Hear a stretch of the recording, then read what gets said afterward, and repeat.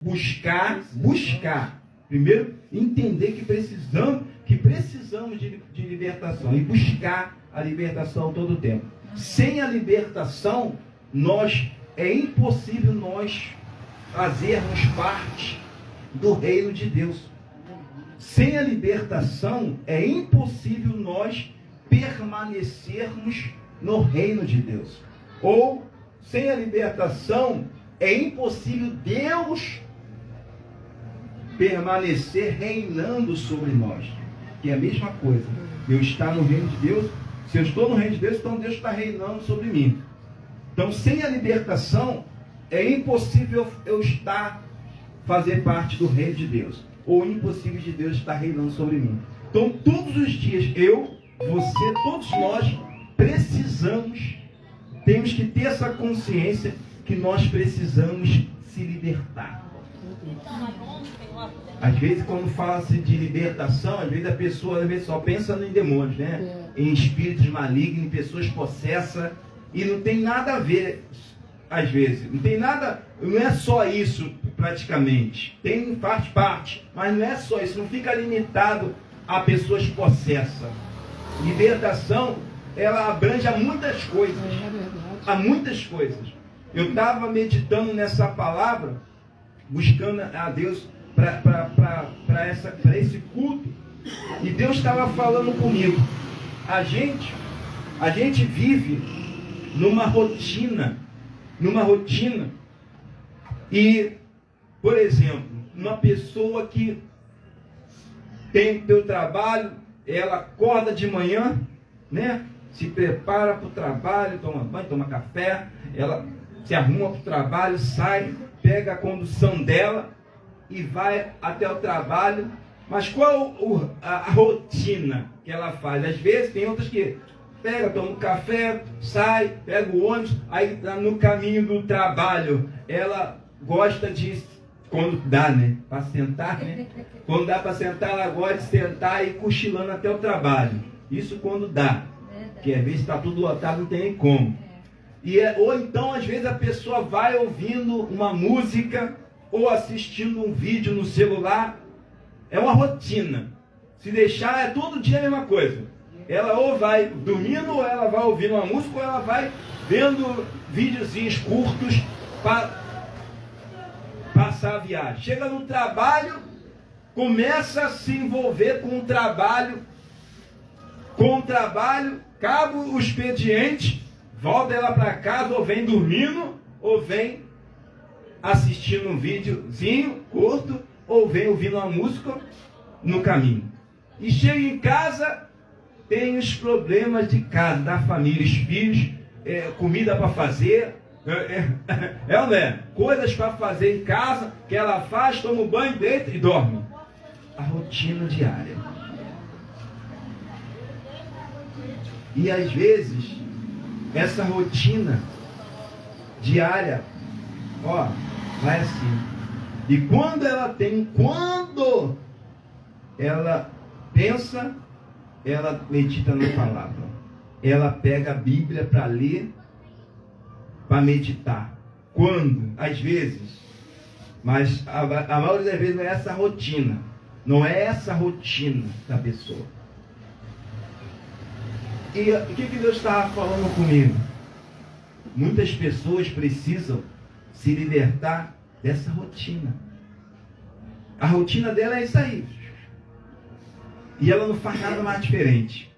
Eu estava até falando com a minha esposa, porque eu gosto sempre de pregar, às vezes que eu estou vivendo. Eu gosto de colocar sempre eu no meio da pregação. Eu estava falando com ela, ela é testemunha. Desde, não sei quando eu comecei a trabalhar, foi em novembro.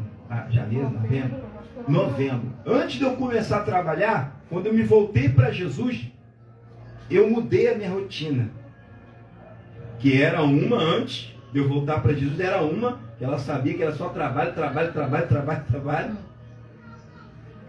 Jesus me parou e eu mudei a minha rotina. E a minha rotina era oração, monte, lendo a palavra, meditando, oração, monte, meditando a palavra. E tem um estudo que Deus colocou no meu caminho, que virou também a minha rotina. E eu comecei a meditar de dia e de noite. Eu ia para trabalhar e no caminho eu ia com um fonezinho ouvindo estudo. Voltava ouvindo estudo. Estava no trabalho, estava ouvindo estudo. Eu mudei a minha rotina. Eu me libertei da rotina que eu tinha anteriormente. E mudei.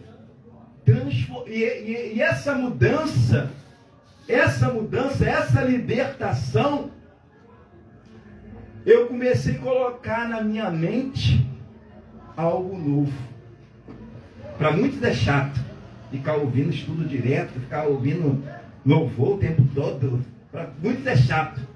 Mas aqui, o que o homem de Deus ele fala aqui?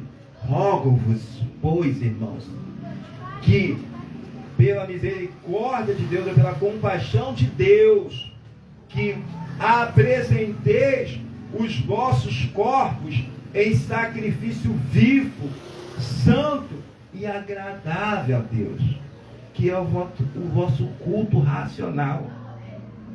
Quer dizer, o homem de Deus está alertando, induzindo a gente a se voltar para Deus. Mesmo que seja um sacrifício, nós temos que fazer esse sacrifício de se voltar para Deus. No corpo, alma e espírito. Que a nossa mente tem que sair dessa rotina. Às vezes é trabalho, é casa, chega em casa, liga a televisão, fica ou então é no celular falando no WhatsApp, ou vendo redes sociais para lá e para cá. A gente tem que sair dessa rotina. Tem que se libertar disso. Que quando eu me libertei disso, quando meu foco mudou, minha mente mudou. Minha cabeça mudou. Eu comecei a ver aquilo que Deus tinha preparado para mim. Eu comecei a entender, a ver Deus. Deus começou a falar comigo. Deus começou a falar comigo, porque eu estava todos os dias, não só ouvindo, mas orando. Deus, fala comigo. Talvez esse estudo que eu estou aqui ouvindo, fala comigo, o que o Senhor quer? E Deus, cada estudo, Deus abria minha mente para um lado. Deus ia falando. E eu comecei a me preocupar em viver o que eu estava aprendendo. Porque não adianta a gente também aprender e não o quê? A minha mente foi sendo renovada com aquela palavra, com aquele aprendizado, com aquilo novo. Eu fui aprendendo, eu falei, Senhor. E eu comecei a colocar, tentando colocar em prática tudo que eu estava aprendendo. Aí Deus, Ele tem feito, eu estava até falando com a minha esposa, ela é testemunha, a gente tem vivido uma vida maravilhosa, não é? Amém. Deus tem abençoado a gente muito, muito, muito, muito. Mas eu falo para ela, ó, o segredo é, Deus, que não seja feita a minha vontade, mas a sua. Eu falo para ela, a gente tem que entender, ó, se a gente vai resolver alguma coisa, não deu certo, é porque Deus não quis que desse. É porque não era a vontade de Deus. Porque quando Deus está na frente, aquilo que tem que acontecer, acontece, ponto final. Mas se Deus não está permitindo acontecer, porque não é a vontade dele, a gente não está orando, a gente não está pedindo para ele abençoar, não estamos colocando na frente, não estamos falando que seja feita a vontade dele. Então se não está acontecendo é porque ele não quer que aconteça. Ou não é a hora, ou ele não quer. Então aceita. Vamos aceitar, não vamos ficar tristes, não vamos ficar desanimados, vamos ficar felizes. Porque se Deus não abriu essa porta, um exemplo, é porque Ele tem uma maior para abrir.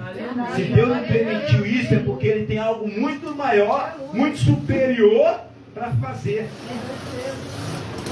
E a gente tem vivido isso. A gente tem vivido essa boa, porque, ó, rogo-vos, irmão, pela compaixão de Deus, ou pela misericórdia de Deus, que apresenteis o vosso corpo um sacrifício vivo, santo e agradável a Deus, que é o vosso culto racional. E não sedes conformados com este século, ou com esse mundo, mas transformai-vos pela renovação do vosso entendimento.